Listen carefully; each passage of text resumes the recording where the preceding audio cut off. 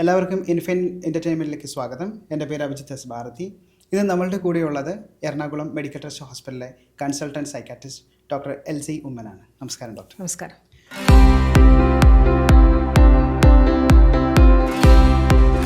ഇപ്പോൾ sex education പോലുള്ള കാര്യങ്ങൾ ഒരു 3 വയസ്സ് മുതൽ തുടങ്ങേണ്ടതാണ്. അവർ ഹൈലി ഇമ്പൾസീവ് ആയിരിക്കും. ഹൈ റിസ്ക് ബിഹേവിയറിലൊക്കെ എന്തും ഏതും പരീക്ഷിക്കാനുള്ളൊരു വരെ അവർക്കുണ്ടാവും. അതുകൊണ്ടാണ് കൗമാരപ്രായക്കാർ ഈ ലഹരിയിലേക്കൊക്കെ തിരിയാനുള്ളൊരു സാഹചര്യം ഉണ്ടാകുന്നത്. അതിൽ ചില കുട്ടികളെങ്കിലും ചിലപ്പോൾ അത് ഇരയാവാറുണ്ട്. അത് എങ്ങനെയാണ് വരുന്നത്? ചിലപ്പോൾ കുഞ്ഞു കുട്ടികളെയൊക്കെ ഈ മുതിർന്നവർ തന്നെ, ബന്ധുക്കൾ തന്നെ അബ്യൂസ് ചെയ്യാറുണ്ട്. ഏതെങ്കിലും ഒരു കാരണവശാൽ പോലീസ് പിടിക്കുകയോ അല്ലെങ്കിൽ ചിലപ്പോൾ കുടുംബാംഗങ്ങൾ തന്നെ സ്പൗസ് പിടിക്കുകയോ അല്ലെങ്കിൽ ജോലി സ്ഥലങ്ങളിൽ ഇപ്പോൾ ഒളി ക്യാമറയൊക്കെ വെച്ച് അങ്ങനെയുള്ള സാഹചര്യങ്ങളിലൊക്കെ പിടിക്കപ്പെടുന്ന ആളുകളുണ്ടെന്നുണ്ടെങ്കിൽ ശാസ്ത്രീയമായിട്ട് കുറേ കൂടി ചെയ്യുന്നത് സൈക്കാട്രിസ്റ്റാണ്. കാര്യം എന്താണെന്ന് വെച്ചാൽ അവർ ഈ ഒരു മെഡിക്കൽ ബാക്ക്ഗ്രൗണ്ട് ഉണ്ട്, MBBS പഠിച്ചവരാണ്. തലച്ചോറും അതിൻ്റെ പ്രവർത്തനങ്ങളും അതേതൊക്കെ രീതിയിലാണ് ശരീരം മൊത്തം തലച്ചോറ് നിയന്ത്രിക്കുന്നതെന്നും വികാരങ്ങൾ എങ്ങനെയാണ് നിയന്ത്രിക്കപ്പെടുന്നതെന്നും ശാസ്ത്രീയമായിട്ട് സയൻറ്റിഫിക് ബേസിസിൽ, സയൻസ് ബേസിസിൽ പഠിച്ചവരാണ്. അപ്പോൾ അവർ കൈകാര്യം ചെയ്യുന്നത് ആ തരത്തിൽ വ്യത്യാസമായിരിക്കും. മനോരോഗത്തിൻ്റെ പട്ടിക നോക്കിയാൽ ഏറ്റവും സിവിയറായിട്ട് നമ്മൾ കണക്കാക്കുന്ന ഒരു രോഗമാണ് സ്കിസോഫ്രീനിയ എന്ന് പറയുന്നത്. അപ്പോൾ ആ കുട്ടിയോട് ഞാൻ ജീവിതകാലം മുഴുവൻ മരുന്ന് കഴിക്കണമെന്ന് പറഞ്ഞു വിട്ട കുട്ടിയാണ്. ഓൾട്ടർനേറ്റ് ചികിത്സ എന്ന് പറയുന്നത് പല രീതിയിലാണ്. ഭക്തിമാർഗത്തിൽ പോയി പൂജാരിയോ അല്ലെങ്കിൽ മുസ്ലിയാരോ അല്ലെങ്കിൽ അച്ഛന്മാരെയോ പാസ്റ്റർമാരെയോ ഒക്കെ ആശ്രയിച്ച് അങ്ങനെ പോകുന്നവരുണ്ട്. മന്ത്രവാദത്തിൻ്റെ പുറകെ പോകുന്നവരുണ്ട്. കൂടോത്രമാണ് അല്ലെങ്കിൽ മറ്റുള്ളവരെന്തോ കൈവശം തന്നതാണെന്ന് പറഞ്ഞിട്ട് ആ തരത്തിൽ അതിനെ ഒഴിപ്പിക്കാനായിട്ട് പോകുന്നവരുണ്ട്. ഭൂതമാണ്, പ്രേതമാണ്, പൈശാചികമാണ് എന്ന് പറഞ്ഞ് ആ തരത്തിൽ ഒഴിപ്പിക്കാൻ പോകുന്നവരുണ്ട്. അത് ഡിപ്രഷനോളം സിവിയറിറ്റി ഇല്ല, അത്രയും തീവ്രതയില്ല. അതൊരു 80% സ്ത്രീകൾക്കും ഉണ്ടാകാൻ സാധ്യതയുണ്ട്. അതാകുമ്പോൾ ചെറിയൊരു മൂഡ് സ്വിങ്സ് അല്ലെങ്കിൽ മൂഡ് വേരിയേഷൻസ്, സങ്കടം. കാരണം കുട്ടി ആദ്യമായിട്ട് കിട്ടുമ്പോൾ, പ്രത്യേകിച്ചും ആദ്യത്തെ പ്രസവമാണെന്നുണ്ടെങ്കിൽ ഒരു കുട്ടിയെ എങ്ങനെ പരിചരിക്കണമെന്നൊന്നും അറിയാത്തൊരു ഉത്കണ്ഠ ആ മാതാവിനുണ്ടാകാനുള്ളൊരു സാധ്യതയുണ്ട്. അപ്പോൾ ഇത്തരം സ്റ്റിഗ്മ വരുമ്പോൾ അത് ചൂഷണം ചെയ്യാനും ഈ പറഞ്ഞതുപോലെ ആൾക്കാർ സൈക്കോളജിസ്റ്റിൻ്റെ അടുത്ത് പോകാൻ കംഫർട്ടബിൾ ആയിരിക്കും. അപ്പോൾ അവർ ചിലപ്പോൾ മരുന്ന് എഴുതാറുണ്ട്. അത് ശിക്ഷാർഹമാണ്. ആരെങ്കിലും പരാതി കൊടുത്താൽ ഉറപ്പായിട്ടും അത് ക്രിമിനൽ കുറ്റം തന്നെയാണ്.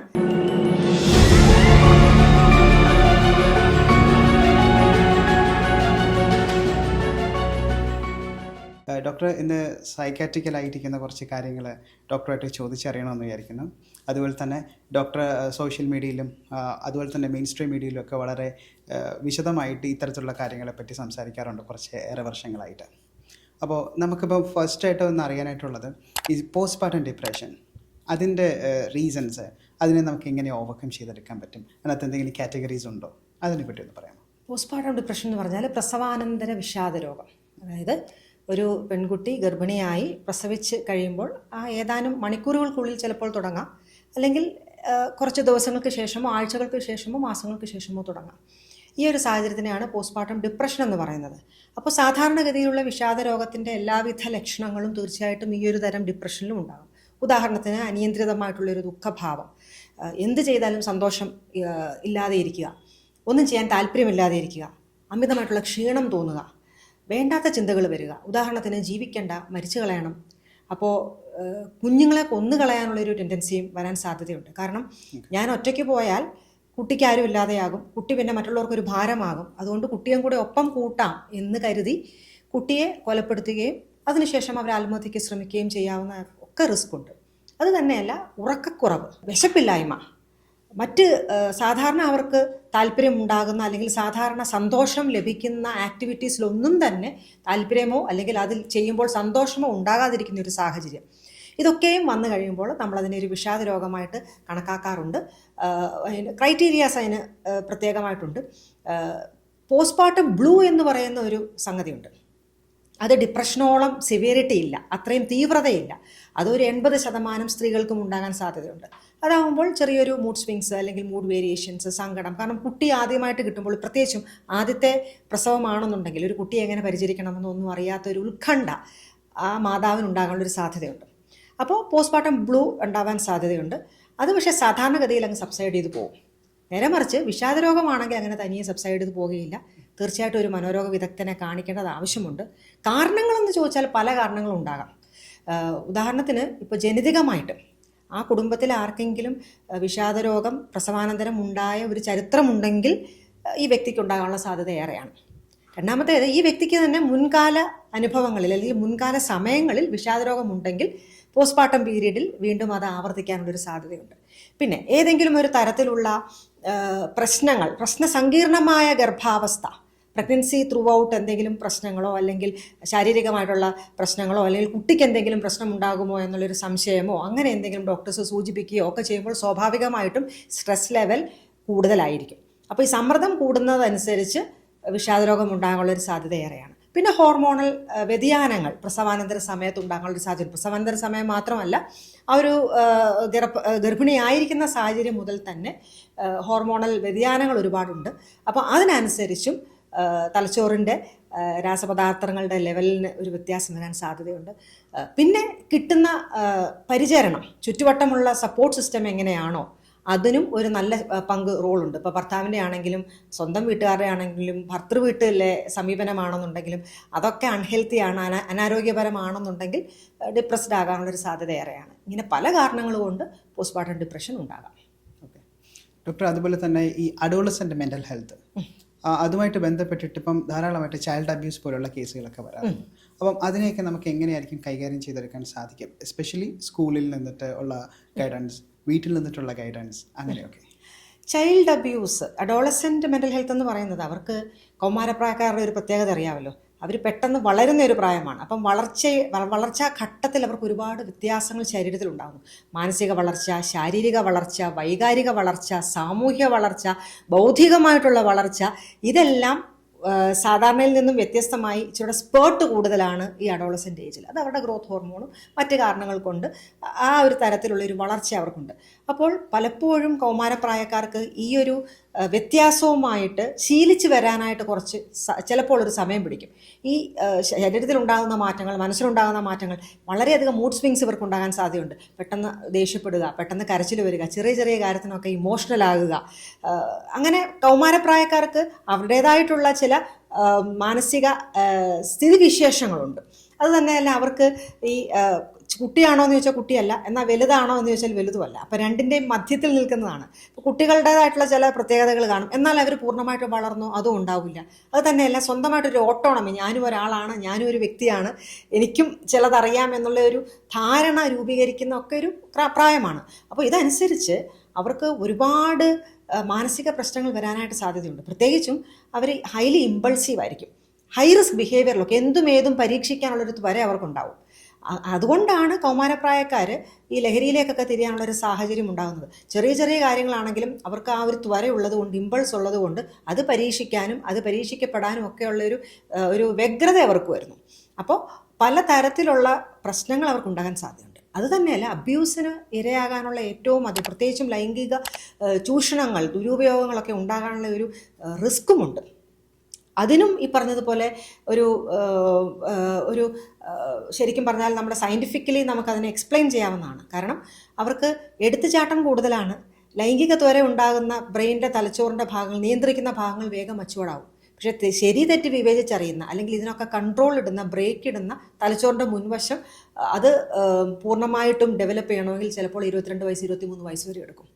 അപ്പോൾ ഇത്തരം ചിന്തകൾ വരുമ്പോൾ അവരെ എടുത്ത് ചാടി പുറപ്പെടാനുള്ളൊരു സാധ്യതയുണ്ട്. ക്യൂരിയോസിറ്റി കാരണം എടുത്ത് ചാടി പുറപ്പെടാനുള്ള സാധ്യതയുണ്ട്. അപ്പോൾ ഇതിനെ ചൂഷണം ചെയ്യാനും നമ്മുടെ സമൂഹത്തിൽ ആൾക്കാരുണ്ട്. അപ്പോൾ ഈ തരത്തിൽ കുട്ടികൾ ഒരുപാട് ചൂഷണങ്ങൾക്ക് ഇരയാകാനും സാധ്യതയുണ്ട്. അതുകൊണ്ടാണ് അധ്യാപകരാണെന്നുണ്ടെങ്കിലും വീട്ടിലാണെന്നുണ്ടെങ്കിലും വളരെയധികം കുട്ടികൾക്ക് സപ്പോർട്ടായിട്ട് നിൽക്കണമെന്നും ജാഗരൂകരായി ഇരിക്കണമെന്നും കുട്ടികളെ എക്യുപ്പ് ചെയ്യണമെന്നും, അതായത് ഇത്തരം പ്രശ്നങ്ങൾ വരാൻ സാധ്യതയുണ്ട്, ഇങ്ങനെ അബ്യൂസിന് ഇരയാകാൻ സാധ്യതയുണ്ട്, അതുകൊണ്ട് അതെങ്ങനെയാണ് തിരിച്ചറിയേണ്ടതെന്നും എങ്ങനെയാണ് അത്തരം സാഹചര്യങ്ങൾ കൈകാര്യം ചെയ്യേണ്ടതും എന്നുള്ള ലൈഫ് സ്കിൽ, ജീവിത നിപുണത ഈ കുട്ടികളെ പഠിപ്പിച്ചു കൊടുക്കണം.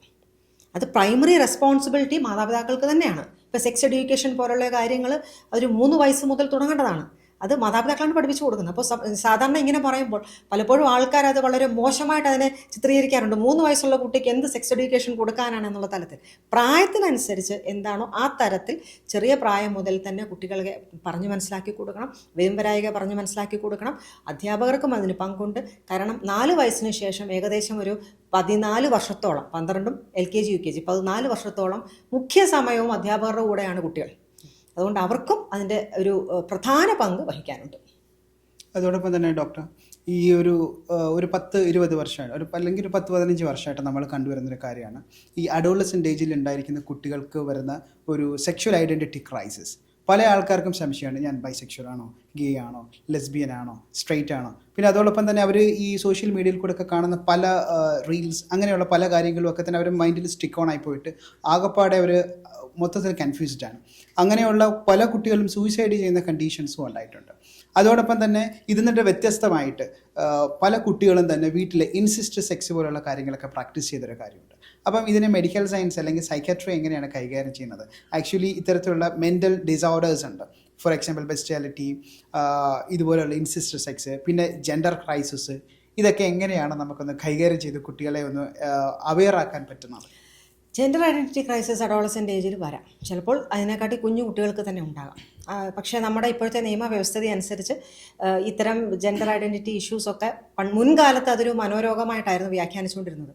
പക്ഷേ പുതിയ ഒരു ക്രൈറ്റീരിയ അനുസരിച്ച് അത് ഈവൻ നിയമം പോലും അവർക്ക് അനുകൂലമാണ്. അപ്പോൾ അതൊരു മനോരോഗത്തിൻ്റെ ഒരു പട്ടികയിൽ അതിനെ ഉൾപ്പെടുത്തിയിട്ടില്ല. പക്ഷേ ചില കുട്ടികൾക്ക് ഈ പറഞ്ഞ പോലെ കൺഫ്യൂഷൻ ഉണ്ടാകാം, ബൈസെക്ഷൽ ആണോ അല്ലെങ്കിൽ ഹോമോസെക്ഷൽ ആണോ അല്ലെങ്കിൽ എന്താണ് അത്, ആ ഒരു തലത്തിലൊരു കൺഫ്യൂഷൻ ഉണ്ടാകാം. അത് വളരുന്ന പ്രായമനുസരിച്ച് അവർ തന്നെ അത് മാറി വന്നോളും. നമ്മൾ യാതൊരു കാരണവശാലും ഫോഴ്സ് ചെയ്ത്, അതായത് ഇപ്പോൾ ഒരു കുട്ടിക്ക് ഇപ്പോൾ ഈ തരത്തിലാണ് അവർക്കൊരു ത്വര വരുന്നത് അല്ലെങ്കിൽ ഈ തരത്തിലുള്ള ഒരു ഓറിയൻറ്റേഷൻ ആണെന്നുണ്ടെങ്കിൽ നമ്മൾ യാതൊരു കാരണവശാലും ആ കുട്ടിയെ നിർബന്ധിച്ച് ബൈ ഫോഴ്സ് ഏതെങ്കിലും രീതിയിൽ തെറപ്പിയോ ഒക്കെ കൊടുത്ത് അതിനെ ശരിയാക്കാൻ പാടില്ല. അത് ഏത് വ്യക്തിയെയും അങ്ങനെ ചെയ്യുകയാണെന്നുണ്ടെങ്കിൽ അത് ഇപ്പോഴത്തെ കറണ്ട് നിയമവ്യവസ്ഥിതി അനുസരിച്ച് അത് ശിക്ഷാർഹമാണ്. പണ്ട് കാലത്തൊക്കെ ഏതെങ്കിലും മാനസികാരോഗ്യ കേന്ദ്രത്തിലൊക്കെ കൊണ്ടുപോയി അഡ്മിറ്റ് ചെയ്ത് അവരെ നിർബന്ധിച്ച് ഈ തരത്തിൽ മാറ്റാനായിട്ടുള്ള ഒരു ശ്രമങ്ങളൊക്കെ പണ്ട് കാലത്ത് നടന്നിരുന്നു. ഒരു 20 വർഷം പിറകെ വരെ അത് നടന്നിരുന്നു. പക്ഷേ ഇപ്പോൾ അത് ശിക്ഷാർഹമാണ്, അങ്ങനെ ആരും ചെയ്തുകൂടാ. പക്ഷേ ഈ താങ്കൾ സൂചിപ്പിച്ചതുപോലെ ഇപ്പോൾ ബെസ്റ്റിയാലിറ്റി അല്ലെങ്കിൽ ഇൻസെസ്റ്റ് ഇതൊക്കെയെന്ന് പറഞ്ഞിട്ടുണ്ടെന്നുണ്ടെങ്കിൽ അത് മനോരോഗത്തിൻ്റെ പട്ടികയിൽ തന്നെയാണ് പെടുത്തിയിരിക്കുന്നത്. പാരാഫീലിയ എന്നുള്ളൊരു പട്ടികയിൽ വരുന്നതാണ്. അപ്പോൾ ആ തരത്തിൽ ചില കുട്ടികളെങ്കിലും ചിലപ്പോൾ അത് ഇരയാവാറുണ്ട്. അത് എങ്ങനെയാണ് വരുന്നത്? ചിലപ്പോൾ കുഞ്ഞു കുട്ടികളെയൊക്കെ ഈ മുതിർന്നവർ തന്നെ, ബന്ധുക്കൾ തന്നെ അബ്യൂസ് ചെയ്യാറുണ്ട്. അപ്പോൾ അവരുടെ ആ ഒരു എക്സ്പോഷർ എന്ന് പറയുന്നത് ബന്ധുക്കൾ തന്നെ അവരെ അബ്യൂസ് ചെയ്യുന്നത് കൊണ്ട് അവരതാണ് പഠിച്ചിരിക്കുന്നത്. അവർക്ക് കാണിച്ചു കൊടുത്തിരിക്കുന്ന മാതൃക അതാണ്, അവർക്ക് കാണിച്ചു കൊടുത്തിരിക്കുന്ന വരച്ചു കൊടുത്തിരിക്കുന്ന മൂല്യബോധം അതാണ്. അപ്പോൾ അങ്ങനെ വരുമ്പോൾ അതേ കുട്ടികൾ അവർ മുതിർന്നു കഴിയുമ്പോൾ കുടുംബാംഗങ്ങളെ തന്നെ ഇതേപോലെ തരത്തിൽ അബ്യൂസ് ചെയ്യാനുള്ളൊരു സാധ്യത ഏറെയാണ്. ഇവിടെയാണ് മൂല്യങ്ങൾക്ക് പ്രാധാന്യം നൽകി കുട്ടികളെ ആ തരത്തിൽ വളർത്തിയെടുക്കണമെന്ന് പറയുന്നത്. അതേപോലെ തന്നെ ഇപ്പോൾ പാരാഫിലിയാസ് ഒരുപാടുണ്ട്. ഇപ്പം എക്സിബിഷനിസം ആണെന്നുണ്ടെങ്കിലും അല്ലെങ്കിൽ ഫോച്ചറിസം ആണെന്നുണ്ടെങ്കിലും ഇതൊക്കെ മൂല്യത്തിൽ അധിഷ്ഠിതമായി കുട്ടികളെ വളർത്തിയെടുക്കേണ്ട ഒരു ധാർമ്മിക ഉത്തരവാദിത്വം മാതാപിതാക്കൾക്കുണ്ട്. പക്ഷേ ചില ഘട്ടങ്ങളിൽ അവരുടെ തലച്ചോറ് അതിനെ അനുവദിക്കുന്നില്ല, ഇമ്പൾസീവാണ്, അവർക്ക് ഒരു പാരാഫിലിക് ഡിസോർഡർ, അതൊരു സൈക്കാട്രിക് ഡിസോർഡർ തന്നെയാണ്, അതിനകത്തൊരു സംശയം വേണ്ട. ആ ഒരു ഡിസോർഡർ ഉണ്ടെന്നുണ്ടെങ്കിൽ അത് എത്രയും വേഗം ഐഡൻറ്റിഫൈ ചെയ്ത് അത് ചികിത്സയ്ക്ക് വിധേയമാക്കണം എന്നുള്ളതാണ് കരണീയം. പലപ്പോഴും ഇത് നാണക്കേട് കാരണം, പറയാനുള്ള മടി കാരണം ഒക്കെ അവർക്ക് തന്നെ അറിയാം സമൂഹം ഇത് അംഗീകരിക്കുന്നില്ല എന്നുള്ള കാര്യം. അപ്പോൾ അവരത് ചികിത്സയ്ക്ക് പോകാറില്ല. ഏതെങ്കിലും ഒരു കാരണവശാൽ പോലീസ് പിടിക്കുകയോ അല്ലെങ്കിൽ ചിലപ്പോൾ കുടുംബാംഗങ്ങൾ തന്നെ സ്പൗസ് പിടിക്കുകയോ അല്ലെങ്കിൽ ജോലി സ്ഥലങ്ങളിൽ ഇപ്പോൾ ഒളി ക്യാമറയൊക്കെ വെച്ച് അങ്ങനെയുള്ള സാഹചര്യങ്ങളിലൊക്കെ പിടിക്കപ്പെടുന്ന ആളുകൾ ഉണ്ടെന്നുണ്ടെങ്കിൽ ചിലപ്പോൾ കോടതിയിൽ നിന്നും റെഫർ ചെയ്ത് കേസ് വിടാറുണ്ട്. അങ്ങനെയൊക്കെയാണ് ഞങ്ങളുടെ അടുത്ത് വരാറ്. വളരെ അപൂർവമായിട്ടേ ഉള്ളൂ എനിക്ക് ഇങ്ങനെ ഒരു പ്രശ്നമുണ്ട്, എനിക്കതിന് ചികിത്സ ആവശ്യമാണ് എന്ന് അവർ തന്നെ ഡയറക്റ്റായിട്ട് വന്ന് ചികിത്സ തേടുന്ന ഒരു സാഹചര്യം വളരെ അപൂർവമാണ്. വന്നിട്ടില്ല എന്ന് പറയാൻ പറ്റില്ല, വരാറുണ്ട്. പക്ഷെ കൂടുതലും ഇങ്ങനെ റെഫർ ചെയ്ത് ഒന്നെങ്കിൽ നിയമവ്യവസ്ഥ കൈകാര്യം ചെയ്യുന്ന ജഡ്ജസോ അല്ലെങ്കിൽ പോലീസുകാരോ അവരാരെങ്കിലും റെഫർ ചെയ്യുകയോ അല്ലെങ്കിൽ ഡിവോഴ്സ് കേസിന് ഫയൽ ചെയ്യും. ഇതായിരിക്കും കാരണം. അപ്പോൾ അതിന് ചികിത്സയ്ക്ക് വേണ്ടിയിട്ട് ചിലപ്പോൾ കോടതിയിൽ നിന്ന് വിടാറുണ്ട്. അങ്ങനെയൊക്കെ ചികിത്സയ്ക്ക് വരാറുണ്ട്. പക്ഷേ ഇത് പാരാഫിലിയ ആണെന്നുണ്ടെങ്കിലും തീർച്ചയായിട്ടും ചികിത്സിക്കേണ്ടത് ആവശ്യമാണ്. കാരണം അതൊരു വ്യക്തിയെയോ അല്ലെങ്കിൽ ആ ഒരു വ്യക്തിയുടെ കുടുംബത്തെയോ മാത്രം ബാധിക്കുന്ന ഒരു സംഗതിയല്ല, ഒരു സമൂഹം മൊത്തം അതിൻ്റെ ഒരു ആഫ്റ്റർ എഫക്റ്റ്. ഏറ്റവും അധികമുള്ള ഒരു പാരാഫീലിയ ആണല്ലോ പീഡോഫീലിയ എന്ന് പറയുന്നത്, അതായത് കുട്ടികളോടുള്ള അതിക്രമം തന്നെ. അപ്പോൾ അതൊക്കെ എന്ന് പറയുന്നത് ഏത് തരം പാരാഫീലിയ ആണെന്നുണ്ടെങ്കിലും നമ്മുടെ സമൂഹത്തിന് തന്നെ അതൊരു പ്രശ്നമാണ്. അതുകൊണ്ട് അങ്ങനെയുള്ളവർ ചികിത്സ തേടേണ്ടത് അനിവാര്യമാണ്. അതുപോലെ തന്നെ ഡോക്ടർ, നമുക്കൊരാൾക്ക് ഇപ്പം എനിക്ക് തന്നെയാണെങ്കിൽ ഒരു മാനസികപരമായിട്ടൊരു അസ്വസ്ഥത ഉണ്ടായി. അപ്പോൾ നമ്മൾ ആദ്യം ആകപ്പാടെ ഒരു കൺഫ്യൂസ്ഡ് ആകും. സൈക്കാട്രിസ്റ്റിനെ പോയി കാണണമോ അല്ലെങ്കിൽ സൈക്കോളജിസ്റ്റിനെ പോയി കാണണമോ? ഇത് തമ്മിലുള്ള വ്യത്യാസം എന്താണ്? ഇവർ രണ്ടുപേരും എങ്ങനെയാണ് ഒരു വ്യക്തിയുടെ മാനസികാരോഗ്യത്തിൽ പ്രാധാന്യം ഉണ്ടാകുന്നത്? സൈക്കാട്രിസ്റ്റ് എന്ന് പറയുന്നത് MBBS കഴിഞ്ഞിട്ട് MD കഴിഞ്ഞ് MDയിൽ സൈക്കാട്രിയിൽ സ്പെഷ്യലൈസ് ചെയ്ത് പ്രാക്ടീസ് ചെയ്യുന്നവരാണ് സൈക്കാട്രിസ്റ്റ് എന്ന് വിളിക്കുന്നത്. സൈക്കോളജിസ്റ്റ് എന്ന് പറയുന്നത് BAയോ അല്ലെങ്കിൽ MAയോ BSCയോ MSCയോ കഴിഞ്ഞ് പിന്നെ മറ്റ് MPhilോ അല്ലെങ്കിൽ മറ്റ് എന്തെങ്കിലും കോഴ്സസ് എടുത്ത് പ്രാക്ടീസ് ചെയ്യുന്നവരാണ് സൈക്കോളജിസ്റ്റ്. അടിസ്ഥാനപരമായിട്ട് ഡിഗ്രി വൈസ് ഇതാണ് ഡിഫറൻസ്. ശാസ്ത്രീയമായിട്ട് കുറേ കൂടി ചെയ്യുന്നത് സൈക്കാട്രിസ്റ്റാണ്. കാര്യം എന്താണെന്ന് വെച്ചാൽ അവർ ഈ ഒരു മെഡിക്കൽ ബാക്ക്ഗ്രൗണ്ട് ഉണ്ട്, MBBS പഠിച്ചവരാണ്. തലച്ചോറും അതിൻ്റെ പ്രവർത്തനങ്ങളും അതേതൊക്കെ രീതിയിലാണ് ശരീരം മൊത്തം തലച്ചോറ് നിയന്ത്രിക്കുന്നതെന്നും വികാരങ്ങൾ എങ്ങനെയാണ് നിയന്ത്രിക്കപ്പെടുന്നതെന്നും ശാസ്ത്രീയമായിട്ട് സയൻറ്റിഫിക് ബേസിസിൽ സയൻസ് ബേസിസിൽ പഠിച്ചവരാണ്. അപ്പോൾ അവർ കൈകാര്യം ചെയ്യുന്നത് ആ തരത്തിൽ വ്യത്യാസമായിരിക്കും. പിന്നെ മരുന്ന് വേണമെന്നുണ്ടെങ്കിൽ തീർച്ചയായിട്ടും ഒരു സൈക്കാട്രിസ്റ്റ് മാത്രമേ അത് എഴുതാനായിട്ട് നിയമം അനുവദിക്കുന്നുള്ളൂ. കാരണം അവർ മാത്രമേ മരുന്നിൻ്റെ ഗുണങ്ങളും ദോഷങ്ങളും അത് ഏത് രീതിയിലാണ് ഒരു വ്യക്തിയുടെ ശരീരത്തിൽ ബാധിക്കുന്നതെന്നും കൃത്യമായിട്ട് അവബോധമുള്ളവരും പഠിച്ചവരും അവരാണ്. അതുകൊണ്ട് അവർ മാത്രമേ മരുന്നെഴുതാൻ പാടുള്ളൂ. സൈക്കോളജിസ്റ്റൊക്കെ മരുന്ന് എഴുതാറുണ്ട്, പക്ഷേ അതൊക്കെ ശിക്ഷാർഹമാണ്. ആരെങ്കിലും കൊണ്ടുപോയി കേസ് കൊടുക്കുകയാണെന്നുണ്ടെങ്കിൽ പലപ്പോഴും ഈ പറഞ്ഞതുപോലെ ഒരുപാട് രോഗികളെ കബളിപ്പിക്കാറുണ്ട്, ചൂഷണം ചെയ്യാറുണ്ട് അവരുടെ അറിവില്ലായ്മ.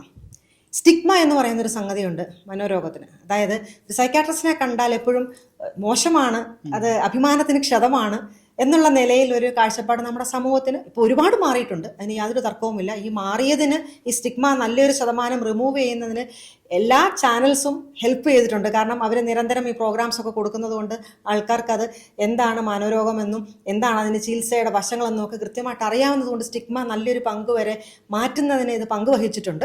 അപ്പോൾ ഇത്തരം സ്റ്റിഗ്മ വരുമ്പോൾ അത് ചൂഷണം ചെയ്യാനും ഈ പറഞ്ഞതുപോലെ ആൾക്കാർ സൈക്കോളജിസ്റ്റിൻ്റെ അടുത്ത് പോകാൻ കംഫർട്ടബിൾ ആയിരിക്കും. അപ്പോൾ അവർ ചിലപ്പോൾ മരുന്ന് എഴുതാറുണ്ട്, അത് ശിക്ഷാർഹമാണ്. ആരെങ്കിലും പരാതി കൊടുത്താൽ ഉറപ്പായിട്ടും അത് ക്രിമിനൽ കുറ്റം തന്നെയാണ്. ഈ ഒരു വ്യത്യാസം മാത്രമല്ല, ഇപ്പോൾ എക്സാമ്പിൾ ചില കാരണങ്ങൾ കൊണ്ട് മനോരോഗം വരാം. ഇപ്പോൾ ട്യൂമർ കാരണം കൊണ്ട് മനോരോഗം വരാം, അല്ലെങ്കിൽ മറ്റ് ശാരീരിക പ്രശ്നം കൊണ്ട് മനോരോഗം, തൈറോയിഡ് പ്രശ്നം കൊണ്ട് മനോരോഗം വരാം, അൺകൺട്രോൾഡ് ഡയബറ്റിസ് കാരണം വരാം, അല്ലെങ്കിൽ എന്തെങ്കിലും മരുന്ന് കഴിക്കുന്ന, ഇപ്പോൾ ഉദാഹരണത്തിന് ഇപ്പം സ്റ്റിറോയിഡ് എടുക്കുകയോ അല്ലെങ്കിൽ ട്യൂബർക്കുലോസിൻ്റെ മരുന്ന് കഴിക്കുകയോ അല്ലെങ്കിൽ ചില ക്യാൻസറിന് കഴിക്കുന്ന മരുന്നുകൾ, ഇതൊക്കെയും തന്നെ ചിലപ്പോൾ ഡിപ്രസ്ഡ് ആക്കാനുള്ളൊരു സാധ്യതയുണ്ട്. അപ്പോൾ ശാരീരിക പ്രശ്നം കാരണം ചിലപ്പോൾ അത് ഡിപ്രഷനായിട്ടായിരിക്കും പ്രസൻറ്റ് ചെയ്യുന്നത്, സൈക്കോസിസ് ആയിട്ടായിരിക്കും പ്രസൻറ്റ് ചെയ്യുന്നത്. അപസ്മാരമുള്ളവർക്ക് മനോരോഗം വരാനുള്ള സാധ്യത ഏറെയാണ്. അപ്പോൾ ഇതൊക്കെ ഡിറ്റക്റ്റ് ചെയ്യണമെന്നുണ്ടെങ്കിൽ സൈക്കാട്രിസ്റ്റിൻ്റെ അടുത്ത് വന്നെങ്കിലേ പറ്റുള്ളൂ. അല്ലെന്നുണ്ടെങ്കിൽ ഇതെന്താണ് എന്ന് പോലും അറിയാതെ പോകുന്നൊരു സാഹചര്യമുണ്ട്. നേരെ മറിച്ച് ഇപ്പോൾ കൗൺസിലിംഗ്, ഇപ്പോൾ എന്തെങ്കിലും ഒരു ഫാമിലി ഇഷ്യൂ വന്നു, അല്ലെങ്കിൽ ഒരു കുടുംബ പ്രശ്നം വന്നു, അത് ഇപ്പോൾ ഈ പറഞ്ഞതുപോലെ മരുന്നിൻ്റെ ആവശ്യമൊന്നുമില്ല, ചിലപ്പോൾ ആരെങ്കിലും ഒരു മീഡിയേറ്ററായിട്ട് നിന്ന് പറഞ്ഞു തീർക്കാവുന്ന പ്രശ്നങ്ങളാണ്, അങ്ങനെയൊക്കെ ഉണ്ടെന്നുണ്ടെങ്കിൽ സൈക്കോളജിസ്റ്റിനെ കാണുന്നതിൽ നല്ലതാണ്. കാരണം അവരത് ഇരുന്ന് കേട്ട് അങ്ങോട്ടും ഇങ്ങോട്ടും ഇടനില നിന്ന് അവർക്ക് തെറപ്പി വേണമെന്നുണ്ടെങ്കിൽ തെറപ്പി കൊടുക്കും. ചിലർക്ക് സപ്പോർട്ടീവ് തെറപ്പി ആയിരിക്കും വേണ്ടത്, ചിലർക്ക് ഇപ്പോൾ CBT ആയിരിക്കും വേണ്ടത്. അപ്പോൾ അങ്ങനെ തെറപ്പി വേണമെന്നുണ്ടെങ്കിൽ അവരത് കൊടുക്കും. അപ്പോൾ ആ തരത്തിലുള്ള ചികിത്സ മാത്രം മതിയെങ്കിൽ സൈക്കോളജിസ്റ്റിനെ കണ്ടാലും മതി. അതുപോലെ തന്നെ ഡോക്ടർ, മാനസിക രോഗ ചികിത്സയിൽ ഒരു മിത്താണ് മാനസിക രോഗത്തിന് അല്ലെങ്കിൽ മാനസികപരമായിരിക്കുന്ന എന്തെങ്കിലും അസുഖത്തിന് മരുന്ന് കഴിച്ചു കഴിഞ്ഞാൽ ജീവിതകാലം മുഴുവൻ അത് തുടരണം എന്നുള്ളൊരു കാര്യം. അപ്പോൾ അതേ തുടർന്നിട്ട് പല ആൾക്കാരും പേടിച്ചിട്ട് മറ്റ് ആൾട്ടർനേറ്റീവ് സിസ്റ്റത്തിലേക്ക് പോകാറുണ്ട്. ഹോമിയോ, ആയുർവേദം, റേക്കി, അക്യുപഞ്ചർ, അങ്ങനെയുള്ള പല സിസ്റ്റത്തിലേക്ക് പോയിട്ട് വളരെ സിവിയറായിട്ടും കണ്ടുവരാറുണ്ട്. ഇതിനെപ്പറ്റി ഡോക്ടർക്ക് എന്താണ് പറയാനുള്ളത്? മരുന്ന് എത്ര കാലം തുടരണമെന്നുള്ളത് ആ ഒരു വ്യക്തിയുടെ പല കാര്യങ്ങളെ ആശ്രയിച്ചാണ്. ഉദാഹരണത്തിന് ഇപ്പോൾ ജനിതകമാണെന്നുണ്ടെങ്കിൽ എൻ്റെ കണ്ണും മൂക്കൊക്കെ ഇങ്ങനെ ഇരിക്കുള്ളൂ ഞാൻ എന്തൊക്കെ ചെയ്താലും, കാരണം ജനിതകമായിട്ട് നമ്മൾ ഇൻഹെറിറ്റ് ചെയ്തതാണ്. എന്ന് പറഞ്ഞതുപോലെ ഡിപ്രസ്ഡ് ആകാനുള്ള സാധ്യതയുള്ള ജനിതകമാണ് ഒരു വ്യക്തിക്കെങ്കിൽ അത് കാരണവന്മാരിൽ നിന്ന് ഇൻഹെറിറ്റ് ചെയ്ത് വരുന്നതാണ്. അതങ്ങനെ തന്നെ നിൽക്കും, അതൊരു മാറ്റം വരുന്നില്ല. അപ്പോൾ അങ്ങനെയുള്ളവർ, ഇപ്പോൾ ഞാൻ എപ്പോഴും പറയുന്നൊരു ഉദാഹരണമാണ്, ഒരു വിത്ത് അങ്ങനെ തന്നെ വെച്ചാൽ അത് പൊട്ടിമുളയ്ക്കില്ല. നേരെ മറിച്ച് ഇച്ചിരി വെള്ളം തളിച്ചു കൊടുത്ത് സൂര്യപ്രകാശം അടിച്ചു കൊടുക്കുകയാണെങ്കിൽ പൊട്ടിമുളയ്ക്കും. ജനിതകമായിട്ടുള്ള റിസ്ക് ഉള്ളവർക്ക് സാഹചര്യം ഫേവറബിൾ അല്ലെങ്കിൽ എന്തെങ്കിലും ഒരു സമ്മർദ്ദമോ മറ്റെന്തെങ്കിലും പ്രശ്നങ്ങളോ വരുമ്പോൾ ഈ വിത്ത് പൊട്ടിമുളയ്ക്കുന്നത് പോലെ മനോരോഗം വേഗം അത് പൊട്ടിമുളച്ച് വരും. അപ്പോൾ അങ്ങനെ റിസ്ക് ഉണ്ടെന്നുണ്ടെങ്കിൽ ഒരു പക്ഷേ കുറച്ചധികം നാൾ മരുന്ന് കഴിക്കേണ്ട ആവശ്യം വരും. അല്ലെങ്കിൽ നമുക്ക് കിട്ടുന്ന സാഹചര്യം അനുസരിച്ച് എന്നും സമ്മർദ്ദമാണ്, ആ സമ്മർദ്ദത്തെ അടിക്കടി ഉണ്ടാകുന്ന ദൈനംദിനം ഉണ്ടാകുന്ന സമ്മർദ്ദത്തെ ഒലച്ചു കളയാനായിട്ട് ഓരോ വ്യക്തിയും പഠിച്ചെടുക്കണം. ആ ഒരു ജീവിത നിപുണത, അതും ലൈഫ് സ്കില്ല് തന്നെയാണ്, ആ ഒരു ജീവിത നിപുണത നമ്മൾ പ്രാവീണ്യമാക്കിയില്ലെന്നുണ്ടെങ്കിൽ നമുക്ക് വീണ്ടും മാനസികമായിട്ടുള്ള ആരോഗ്യ പ്രശ്നങ്ങൾ ഉണ്ടാകാനുള്ള സാധ്യതയുണ്ട്. അപ്പോൾ അങ്ങനെ വന്നു കഴിയുമ്പോൾ ചിലപ്പോൾ അധികം നാൾ മരുന്ന് കഴിക്കേണ്ടി വരും. പക്ഷേ സാധാരണഗതിയിൽ ഇപ്പോൾ ഡിപ്രഷൻ ആണെങ്കിൽ 1 വർഷത്തെ ചികിത്സയാണ് പറയുന്നത്. 1 വർഷം കഴിയുമ്പോൾ നമുക്ക് നിർത്താം. ആങ്സൈറ്റി ആണെങ്കിലും അതുപോലെ തന്നെ. അപ്പോൾ ചികിത്സ നമുക്ക് ഒരു കാലത്തും നിർത്താൻ പറ്റില്ല, ജീവിതകാലം മുഴുവൻ തുടരണം എന്നുള്ള ഒരു വിശ്വാസം തീർച്ചയായിട്ടും മിത്ത് തന്നെയാണ്. ഒരുപാട് പേർക്ക് ഞാൻ തന്നെ പേഴ്സണലി മരുന്ന് നിർത്തി കൊടുത്തിട്ടുണ്ട്. ഇൻഫാക്ട് ചില എനിക്കിപ്പോഴും ഓർമ്മയുണ്ട്, സ്കിസോഫ്രേനിയ എന്ന് പറഞ്ഞുള്ളൊരു ഗുരുതര മനോരോഗമാണ്. അത് നമ്മൾ മനോരോഗത്തിൻ്റെ പട്ടിക നോക്കിയാൽ ഏറ്റവും സിവിയറായിട്ട് നമ്മൾ കണക്കാക്കുന്ന ഒരു രോഗമാണ് സ്കിസോഫ്രേനിയ എന്ന് പറയുന്നത്. അപ്പോൾ ആ കുട്ടിയോട് ഞാൻ ജീവിതകാലം മുഴുവൻ മരുന്ന് കഴിക്കണമെന്ന് പറഞ്ഞു വിട്ട കുട്ടിയാണ്. പക്ഷേ 7 ഇയേഴ്സ് കഴിഞ്ഞ് ഞാൻ തന്നെ സ്റ്റോപ്പ് ചെയ്ത് കൊടുത്തു. എന്നിട്ടിപ്പോൾ സ്റ്റോപ്പ് ചെയ്തിട്ട് ഇപ്പോൾ ഏകദേശം ഒരു 10-12 വർഷമായിട്ടുണ്ട്. ഇതുവരെ റിലാപ്സ് വന്നിട്ടില്ല. അപ്പോൾ ലൈഫ് ലോങ് കഴിക്കണമെന്ന് പറയുന്നവർക്ക് പോലും നിർത്തിക്കൊടുത്ത ചരിത്രമുണ്ട്. അത് ഓരോരുത്തരുടെ വ്യക്തിപരമായിട്ടുള്ള കാര്യവും അവരെങ്ങനെ ചികിത്സ എടുത്തു എന്നുള്ളതും. ഇപ്പം ഫസ്റ്റ് എപ്പിസോഡ് വന്നു, കൃത്യമായി ചികിത്സ എടുക്കണം, ഡോക്ടർ പറയുന്ന അത്രയും വരെ മരുന്ന് കൃത്യമായി കഴിക്കണം, ഫോളോ അപ്പ് മുടക്കാൻ പാടില്ല. ആ തരത്തിൽ പോവുകയാണെന്നുണ്ടെങ്കിൽ നിർത്താനായിട്ടുള്ളൊരു സാധ്യത നമുക്ക് തീർച്ചയായിട്ടും ഉണ്ട്. ഓക്കെ.